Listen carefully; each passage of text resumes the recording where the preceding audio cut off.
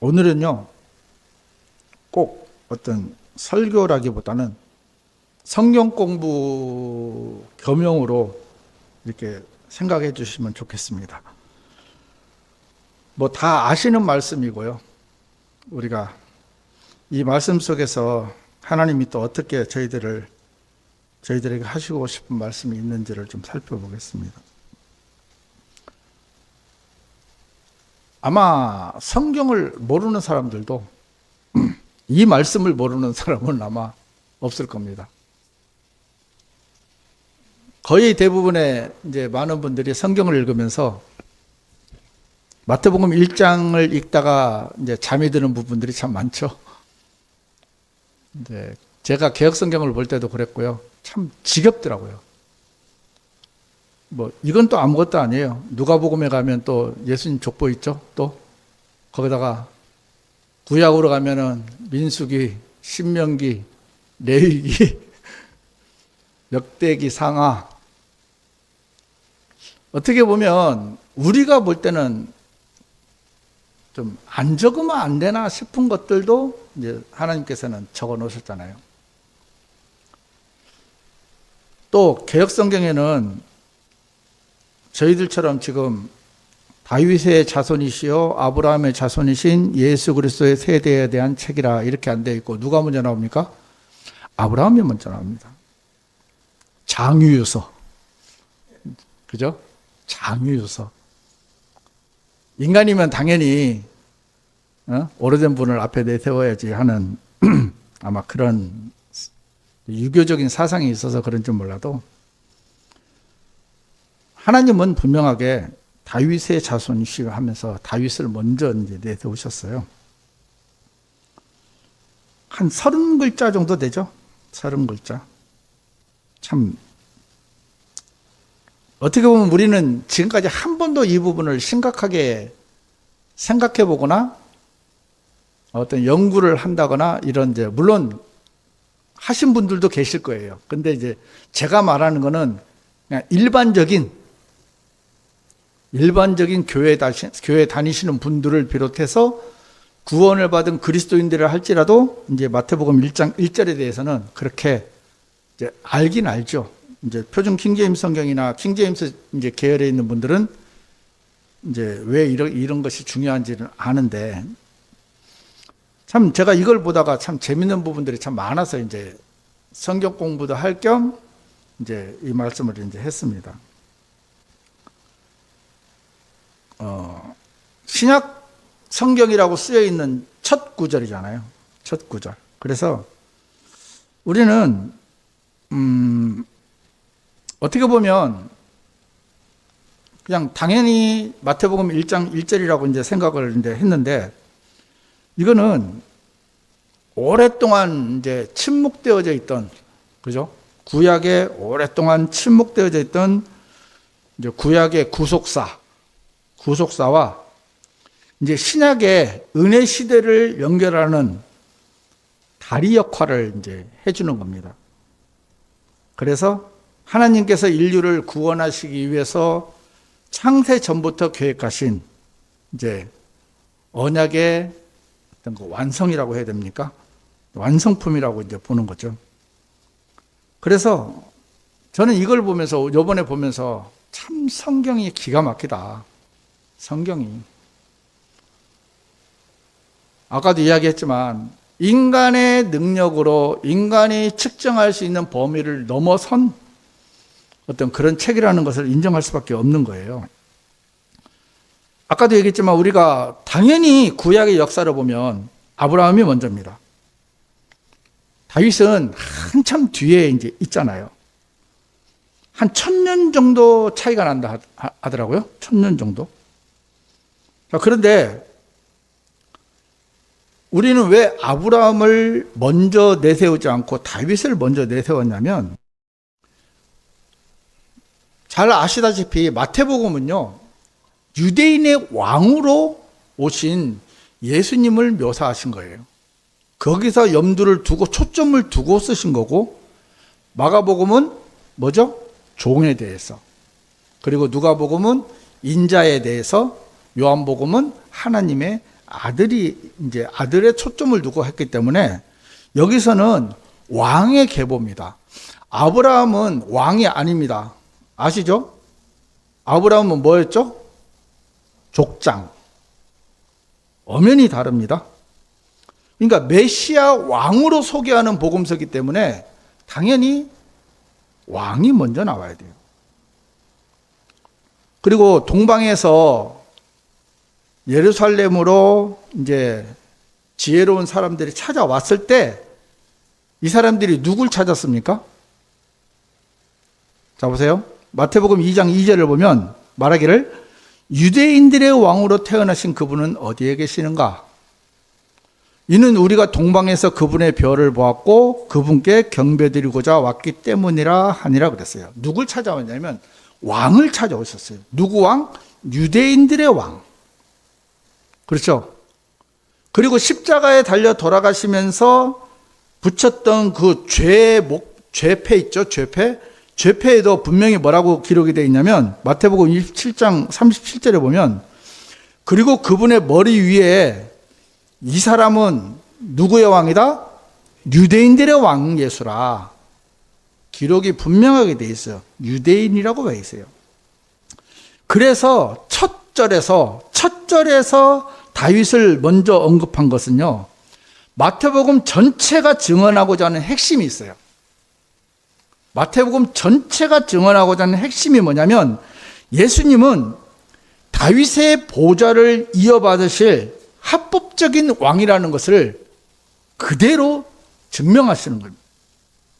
또 선포하는 거죠. 자, 그러면 아브라함은 뭡니까? 아브라함은 아무것도 아닙니까? 아니에요.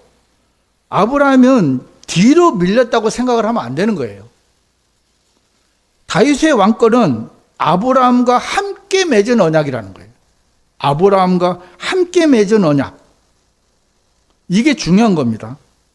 함께 맺은 언약에서 이것이 마무리가 되는 거예요. 그러니까 아브라함의 이름 뜻을 보면요, 하나님께서 창세기 17장 5절에서 그 이름을 바꿨습니다. 창세기 17장 5절에 보면 또한 너의 이름이 더 이상 아브라함이라 불리지 않을 것이요 다만 너의 이름은 아브라함이 되리라. 이는 내가 너를 많은 민족들의 조상으로 삼았기 때문이라 했습니다. 자, 아브람은요, 높은 아버지, 존귀한 아버지라는 뜻이거든요.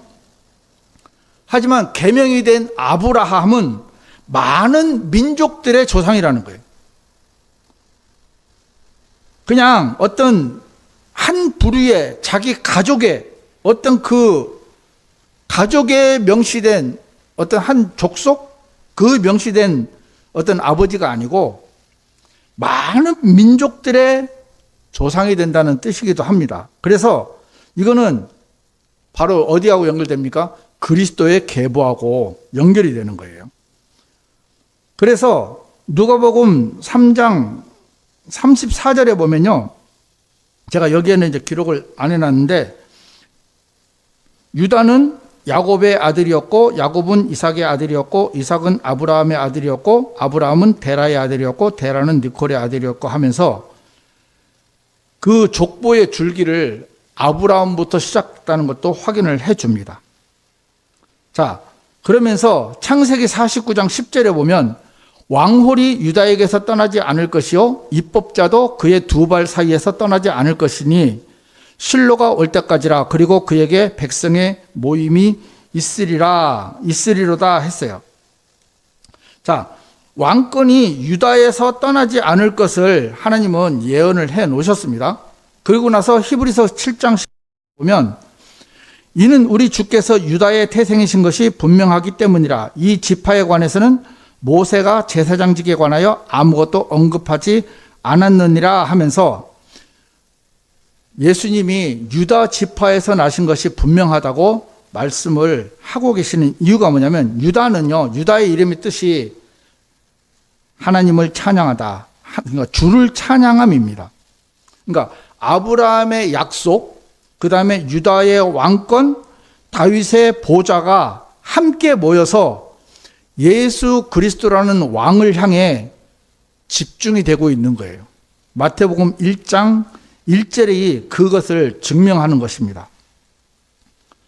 그리고 마태복음 1장 1절은요, 구약의 이제 두 가지 언약이 만나는 교차점입니다.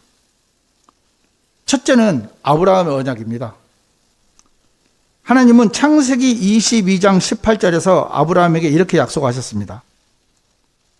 또 땅의 모든 민족들이 너의 씨 안에서 복을 받으리라. 이는 네가 나의 음성에 순종한 까닭이라 했습니다. 자, 이 약속의 씨가 누구인지 사도 바울은 갈라디아서 3장 16절에서 아주 명확하게 해석을 해줍니다. 갈라디아서 3장 16절. 이제 그 약속들은 아브라함과 그의 씨에게 하신 것이라 그분께서 많은 이들에 대하여 그리고 씨들에게라 말씀하지 아니하시고 오히려 한 명에 대하여 그리고 너의 씨에게라 말씀하시니 이 씨는 그리스도시라. 자, 예수님은요, 아브라함에게 약속된 그 복의 씨앗으로 오신 거예요. 두 번째는 다윗의 언약입니다. 사무엘하 7장 12절에서 16절을 보면 좀 길지만 이제 한번 좀 읽어보겠습니다. 사무엘하 7장 12절에서 16절을 보면 그리고 너의 날들이 차서 네가 너의 조상들과 함께 잠들 때 내가 너의 뒤를 잇는 너의 씨를 세우겠으니 그 씨는 너의 내부에서 나올 것이요 내가 그의 왕국을 확고히 세우겠노라. 그가 나의 이름을 위하여 집을 지어줄 것이요 내가 그의 왕국의 보좌를 영원토록 확고하게 세우겠노라. 나는 그의 아버지가 되겠으며 그는 나의 아들이 되리라. 만일 그가 죄악을 범한다면 나는 그를 사람들의 막대기로 또 사람들의 자녀들의 채찍들로 징계하겠노라. 그러나 마치 내가 나의 자비를 사울에게서 거둔 것 같이 그것이 그에게서 떠나버리지 아니하리니 내가 너희 앞에서 사울을 치워버렸노라. 그리하여 너의 집과 너의 왕국이 너의 앞에서 영원토록 확고히 세워지리라. 너의 보좌가 영원토록 확고히 세워지리라. 아멘. 자, 하나님께서는 분명하게요, 다윗에게 무엇을 약속하셨습니까? 영원한 왕국과 보좌를 약속을 해 주셨습니다. 그리고 이 보좌의 영원성, 영원히 갈 수 있다는 것을 또 시편을 통해서 약속을 해 주시는데 시편 89편 3절에서 4절을 보면 내가 나의 선택받은 자와 언약을 맺었노라. 나는 나의 종 다윗에게 말하기를 내가 너의 씨를 영원토록 확고히 세우고 너의 보좌를 모든 세대들에 세우겠노라 하였도다 셀라. 하나님께서 분명하게 다윗에게 내가 너의 씨를 영원토록 확고히 세우고 너의 보좌를 모든 세대들에 세우겠노라 하시면서 이 약속을 하셨어요. 이 약속이 누구십니까? 그리스도시. 또 누가복음 1장 32절 33절에 보면 그분께서는 위대하게 되실 것이요 가장 높으신 분의 아들이라 불리시리라. 그리고 주 하나님께서 그분의 조상 다윗의 보좌를 그분에게 주시리라. 그리하여 그분께서 야곱의 집을 영원토록 통치하시리라. 그리고 그분의 왕국은 끝이 없으리라.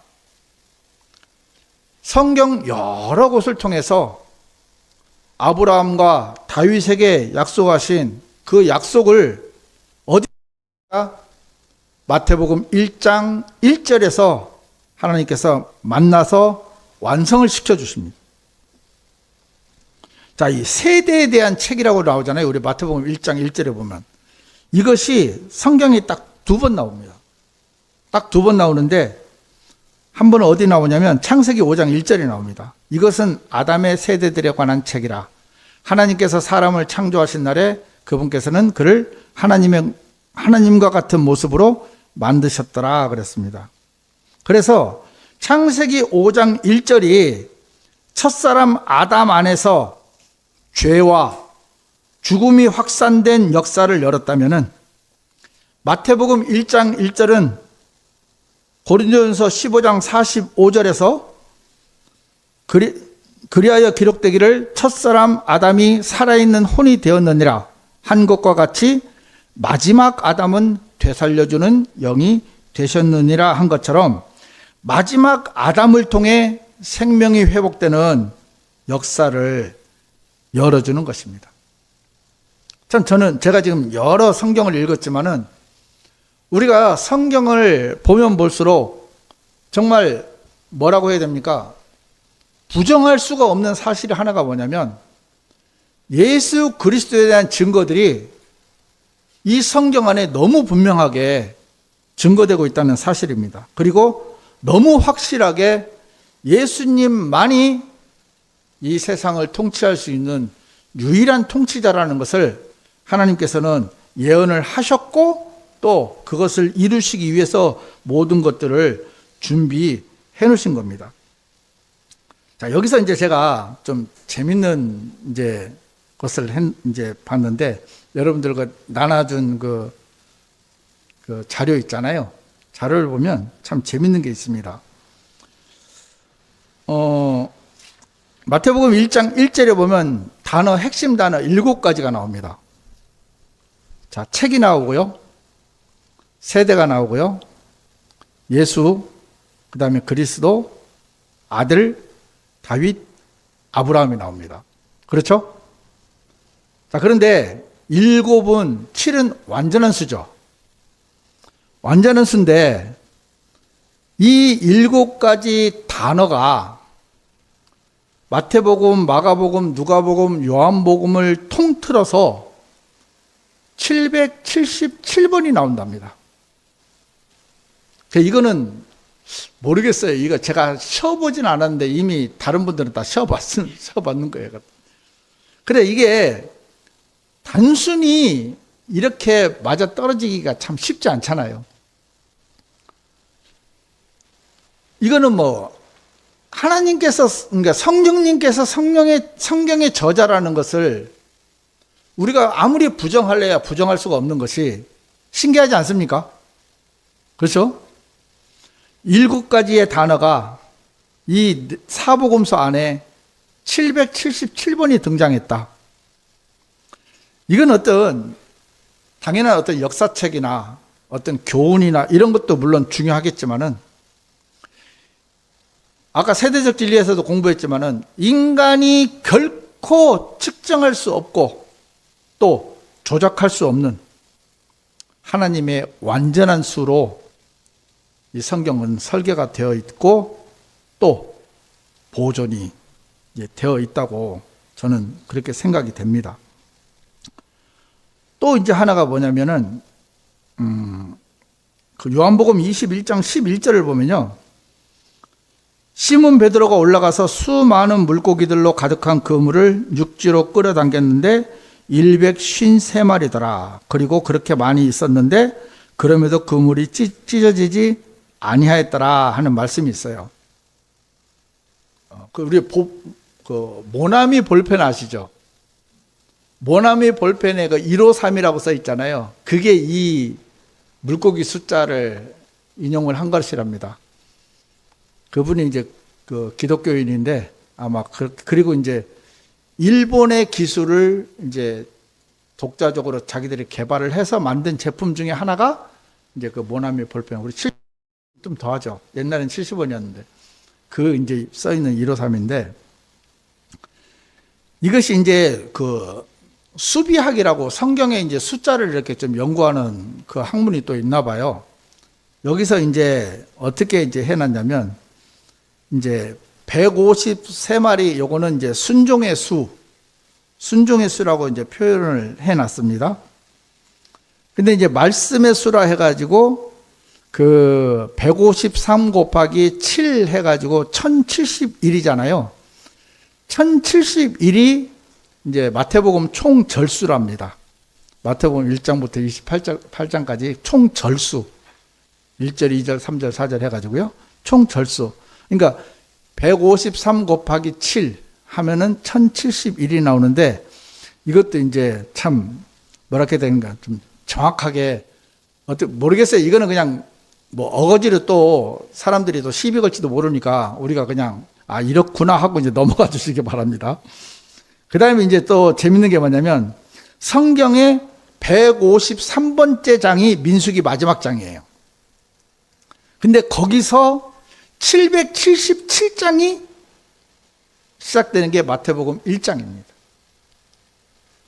그래서 성경의 930번째가 마태복음 1장인데 930 하면 생각나는 거 뭐 있습니까? 아시는 분? 930. 아담이 산 생애입니다. 아담이 죽자 억지로 끼워 마시는 거 아닙니다.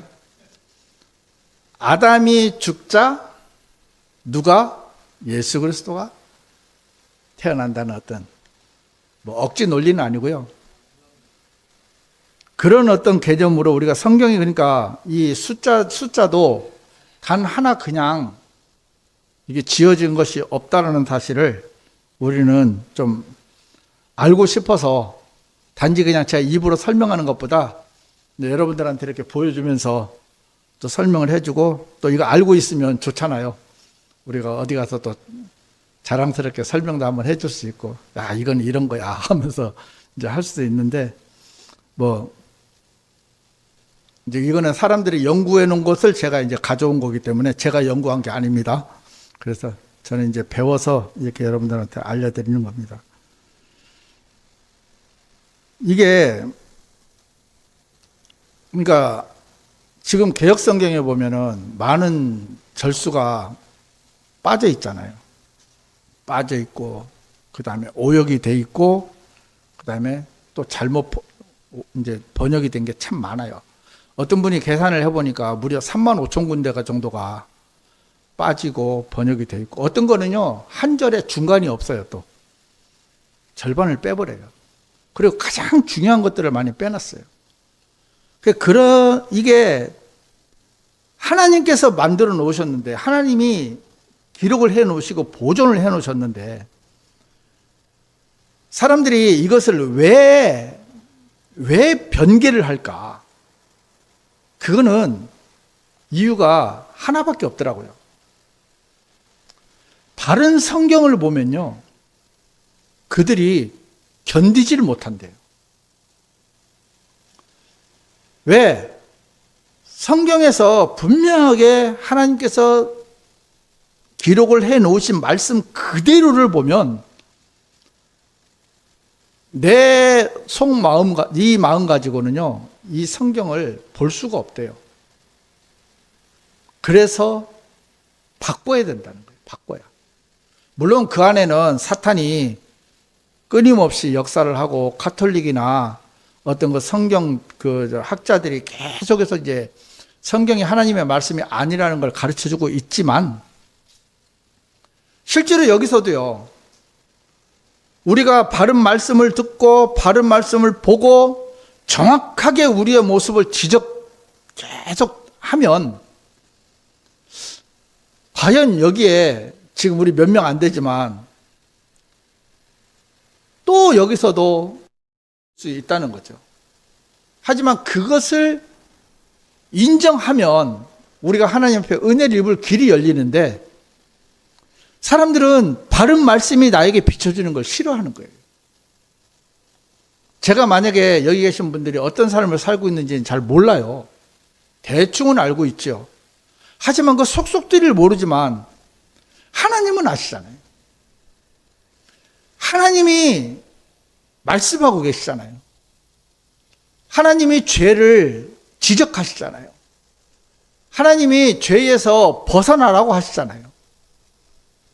그런데 우리는 그 죄가 좋은 거예요. 그러다 보면 어떻게 됩니까?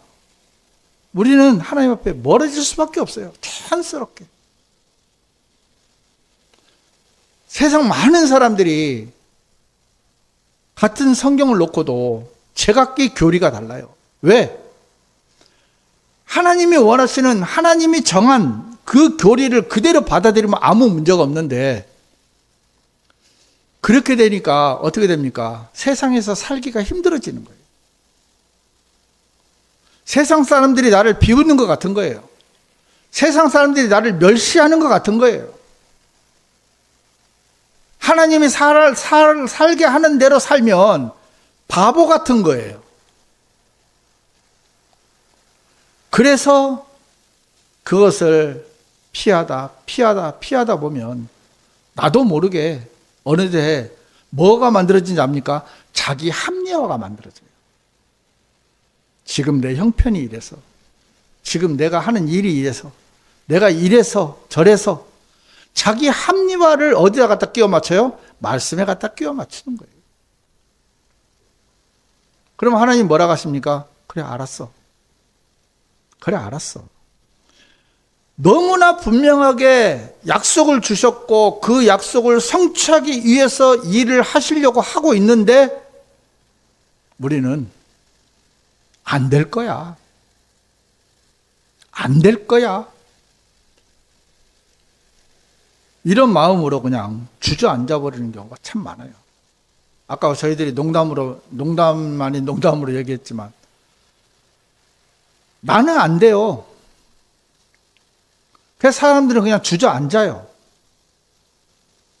자, 이 마태복음 1장 1절을 성취하기 위해서 하나님은요, 수천 년 동안 그 일들을 계획하셨고, 성취하기 위해서 만들어 오고 길을 만들고 계시는 거예요. 그런데 그것이 우리는 말씀은 말씀이고, 우리의 삶은 우리의 삶이라고 해버리면 하나님은 할 말이 없으신 거예요. 초림 때 예언이 300가지를 안 합니까? 300여 가지. 그 300여 가지가 성취될 확률이 이 세상이 존재하는 모든 원자에다가 임의로 점 하나 찍어 놓고 내 눈을 가리고 단 한 번에 그것을 찾을 확률보다 더 높다고 하는데도 사람들은 안 믿잖아요.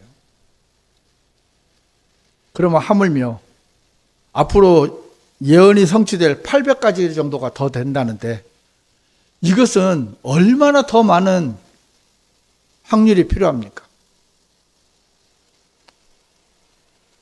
세상은 점점 악해져 갑니다. 정말 뉴스를 보면요, 정말 사람들이 맞나 싶을 정도로 이제 죄를 저지르는 것이 더 담대해지고 더 잔인하고요, 악랄해져요. 그리고 죄를 저질러도요, 반성이라는 게 없어요. 하나님을 점점점 잊어가고 하나님이 없다, 하나님이 어딨어,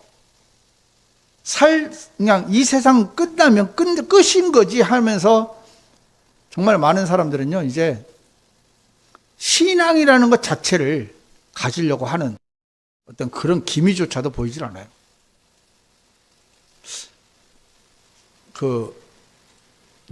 제 마음에는 예수님이 언제 오실까는 솔직히 이제 몇 년의 기한을 좀 뒀어요.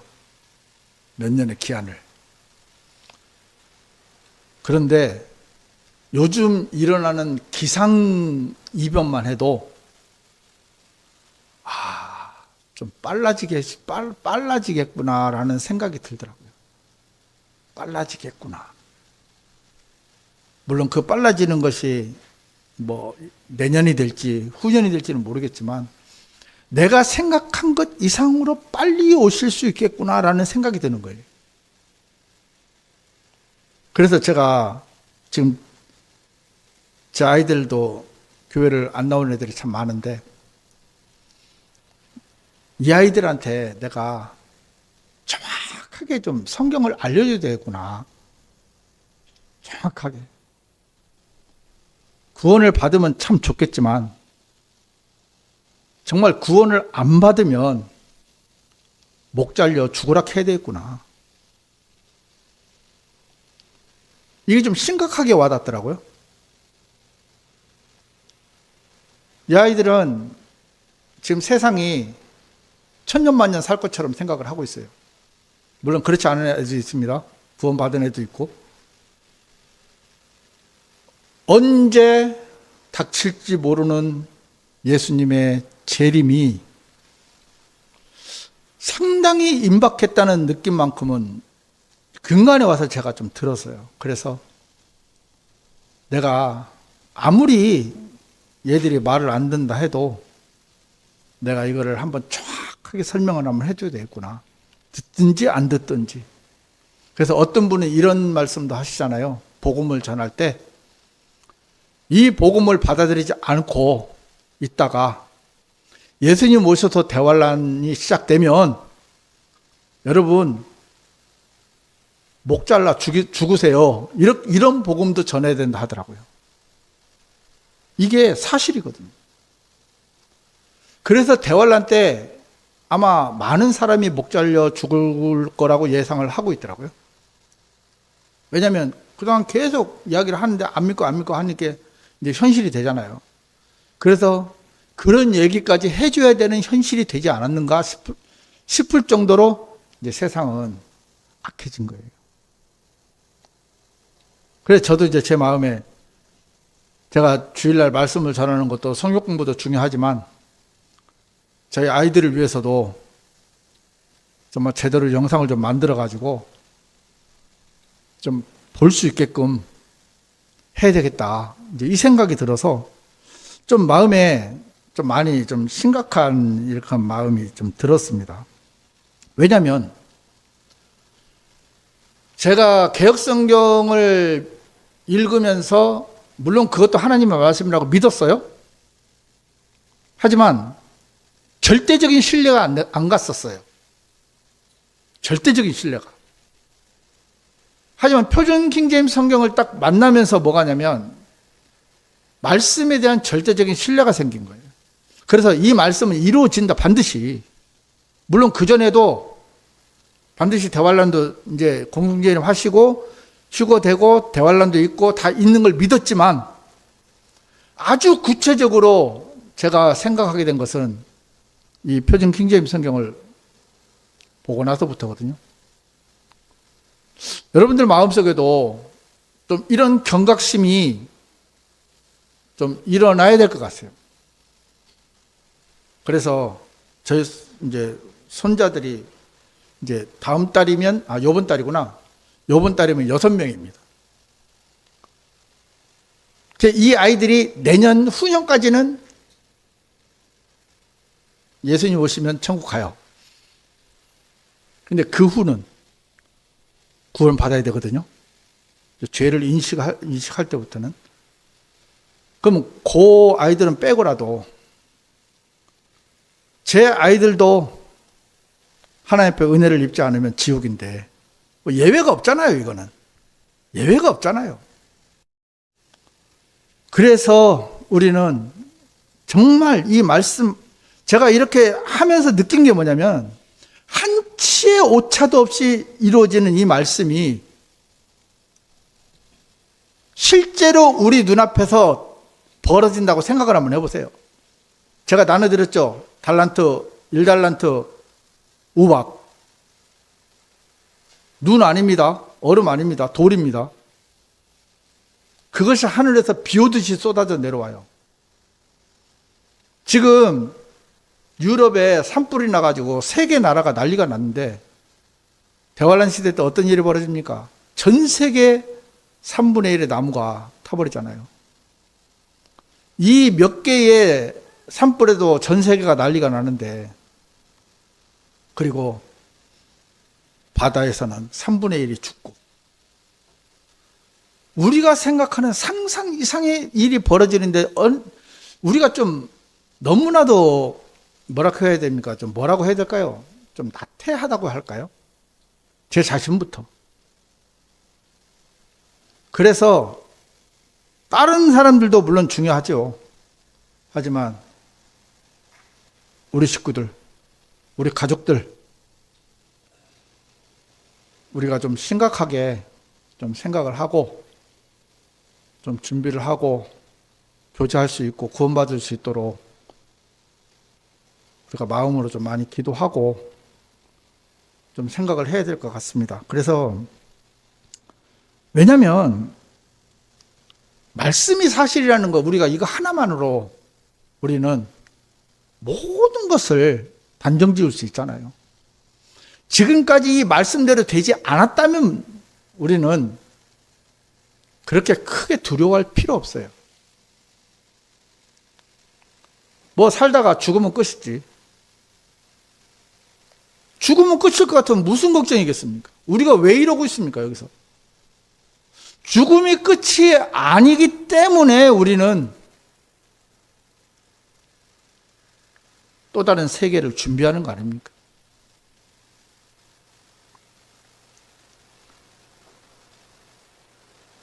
시편 12편 6절 7절 우리가 다 잘 아는 말씀인데요. 주의 말씀들은 순수한 말씀들이라 흙 도가니 안에서 정련되어 7번 정화된 은 같도다. 오 주여 당신께서 그것들을 지키시리니 당신께서 그것들을 이 세대로부터 영원토록 보존하시리다. 자, 말씀 그대로를 보존하시겠다 하면 이 말은 무슨 말입니까? 그대로 이루어진다는 거잖아요. 마태복음 24장 35절 보면, 자, 우리 다 같이 한번 읽어볼까요? 하늘과 땅은 없어질 것이나 나의 말들은 없어지지 아니하리라. 없어지지 않는다는 거예요. 자, 없어지지 않는다면 그냥 그대로 있는 게 아니고요. 이 말씀은 반드시 이루어진다고 약속을 했기 때문에 이루어집니까? 안 이루어집니까? 이루어지기 때문에 우리는 경각심을 가져야 된다는 거예요.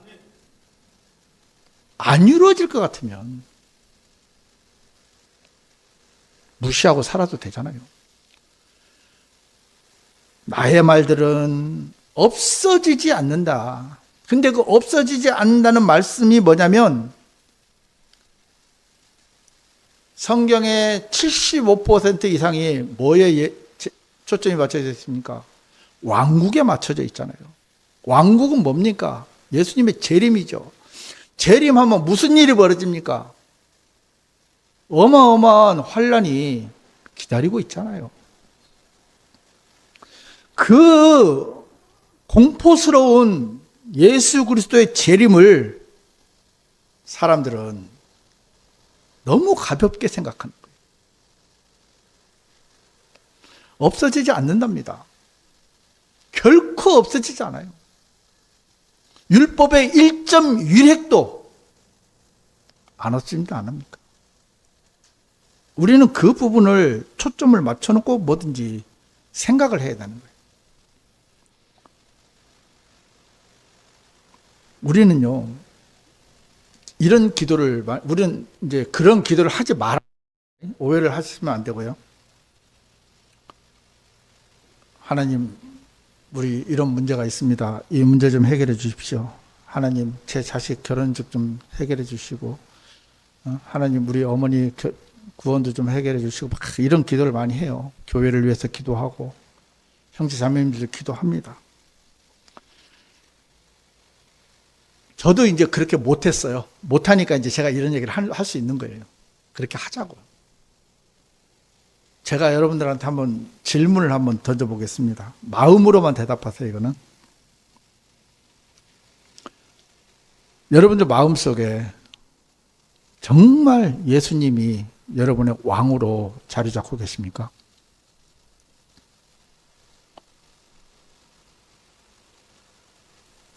왕으로, 내가 예수님을 왕으로 모시고 있다면 나는요, 내 삶에 얽매일 필요가 없어요. 여러분이 옛날에 사극이나 뭐 중국의 역사나 뭐 여러 가지 역사를 보면 왕의 바로 밑에 있는 신하들은요, 자기 삶에 얽매이질 않더라고요. 왕을 위해서만 살더라고요. 왕을 위해서만. 저는 궁금한 게 뭐냐면, 사극을 보면요, 왕이 아무 때나 부르면 내시가 들어와요. 그죠? 그러면 그 내시는 언제 잠답니까?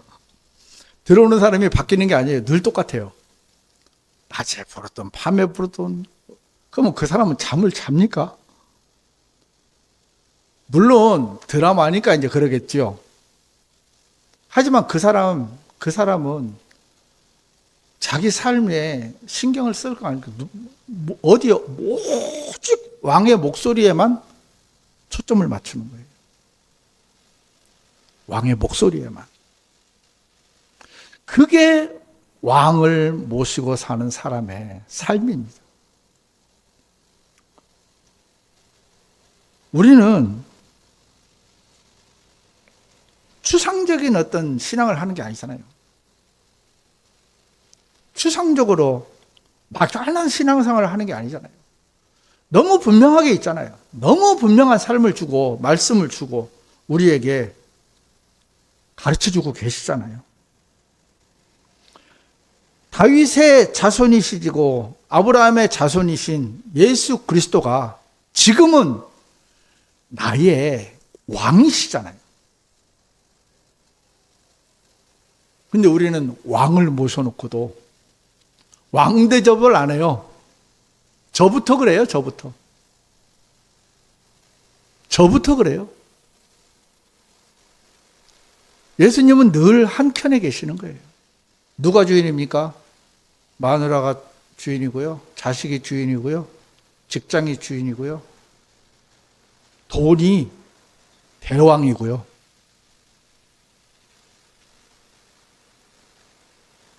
우리는 우선순위를 이제 잃어버리고 살았어요.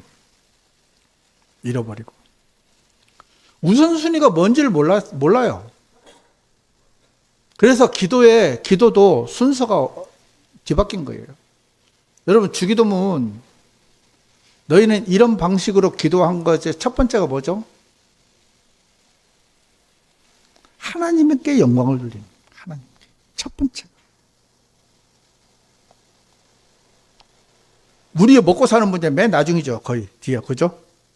우리는 어느덧 우리 삶이 하나님을 믿으면서 먹고 사는 문제가 우리의 가장 어떤 우선적인 문제가 돼버린 거예요. 그래서 우리의 삶이 이제 중심축을 잃어버린 거죠.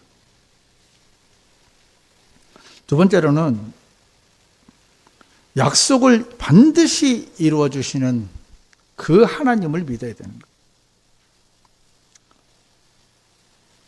거예요. 자주 아마 얘기한 것 같은데 42.19km를 쭉 가다가 앞에 놓고 포기하는 거예요. 제가 어느 영상을 한번 봤는데 캄보디아에 20살 먹은 소녀가 이제 몸이 국가대표 이제 5,000m를 나갔어요. 근데 몸이 이제 굉장히 안 좋았었어요. 훈련도 제대로 안 되고. 그래서 코치가 그날도 나가지 말라고 했대요. 근데 자기는 이제 나라를 위해서 나가야 된다 해가지고 나갔는데 그날따라 비가 억수같이 왔어요. 그래가지고 맨 꼴찌였죠. 참을 늦었죠. 아마 10분을 늦었는지 20분을 늦었는지 모르겠어요. 근데 포기하지 않고 탁탁하게 달린 거예요. 그래서 이제 마지막에 딱 들어왔는데 그 이제 비가 그렇게 오면 원래 관중들도 다 가버리는데 관중들이 가지 않고 전부 기다려서 박수를 쳐주더라고요. 그래서 저는 그 선수가 자기의 어떤 그 개인적인 건강이나 이런 걸 생각했으면 출전을 안 하는 게 맞아요. 그리고 솔직히 창피하잖아요. 꼴찌를 했는데. 근데 그는 꼴찌를 한 게 아니더라고요. 나라를 위해서 자기를 그냥 버리더라고요. 나라를 위해서. 우리는 세상 사람도 그렇게 하는데, 세상 사람도. 우리는 살아계신 하나님을 믿는다고 하면서 우리 것을 버리질 않아요. 그리고 받기만 원해요. 받기만. 하나님은 우리에게 구원을 주셨잖아요. 일종의 생명을 주셨잖아요. 자, 생명을 주신 그 생명, 영원한 지옥에서 영원한 천국으로 옮겨주셨잖아요. 이보다 더 값진 게 어디 있습니까? 이보다 더 고귀한 게 어디 있습니까? 어떤 거를 더 드려야 우리는 만족할 수가 있겠습니까? 하지만 그래도 하나님은 우리에게 약속을 주시고 그 약속을 신실하게 이루어 주고 계십니다. 그래서 우리는 이 절대적인 하나님의 말씀, 수천 년 동안 지켜온 이 말씀을요, 절대적으로 신뢰하시길 바랍니다. 이게 제가 하고 싶은 마지막 말인데, 장수 하나, 첫절 하나, 단어 하나, 하다못해 쉼표까지도 하나님의 모든 계획 안에 이루어진 이 하나님의 말씀, 예? 살아있는 생명의 말씀,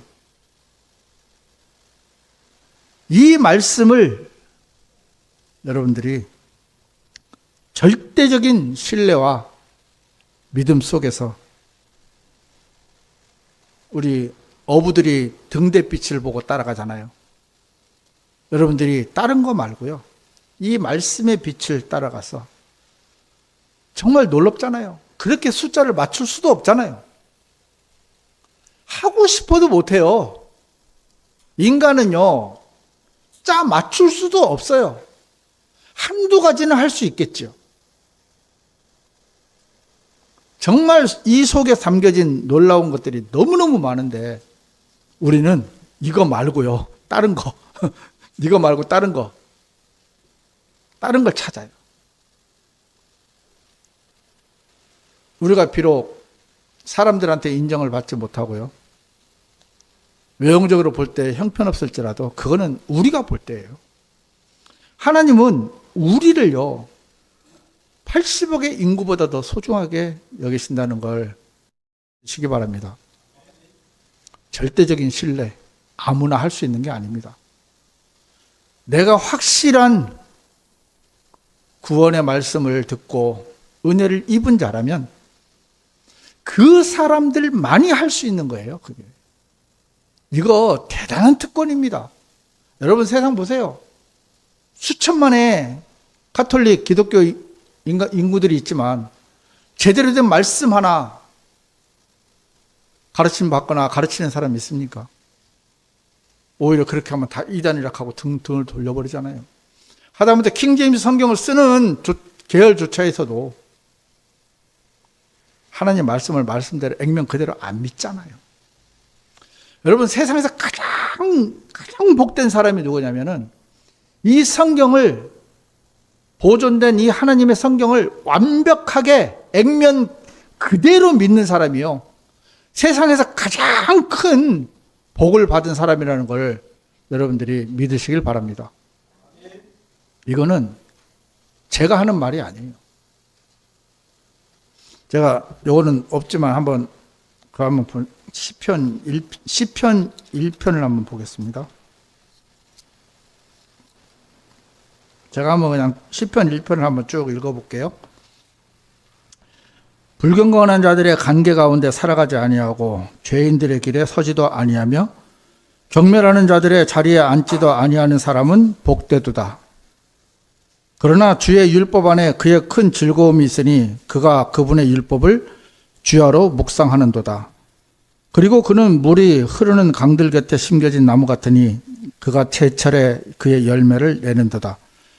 그의 잎사귀도 마르지 아니하리니 그가 하는 것은 무엇이나 형통하리라. 불경건한 자들은 그렇지 아니하니 다만 바람이 날려버리는 쭉정이와 같도다. 그러므로 불경건한 자들은 심판받을 때에 서지 못하고 죄인들도 의로운 자들의 회중 가운데 서지 못하리라. 이는 주께서 의로운 자들의 길을 아시기 때문이라. 그러나 불경건한 자들의 길은 망하리라 그랬습니다. 여기 보면 2절에 주의 율법 안에 그의 큰 즐거움이 있으니 그가 그분의 율법을 주야로 묵상하는도다, 이렇게 기록이 되어 있습니다. 여러분께서 다른 거는 모르겠어요. 정말 살아계신 하나님의 말씀이 우리들의 마음속에 확실하게 자리 잡고 삶에 정말 버팀목이 되어서 아무것도 우리가 가진 건 없지만 우리가 가장 부유한 자라는 사도 바울의 고백처럼 우리가 정말 말씀에 풍성한 그리스도인들이 되어서 하나님 보시기에 우리가 성실한 그리스도의 군사로 이제 남아 있었으면 좋겠다는 마음이 들어서 이 말씀을 드렸습니다. 말씀을 마치겠습니다.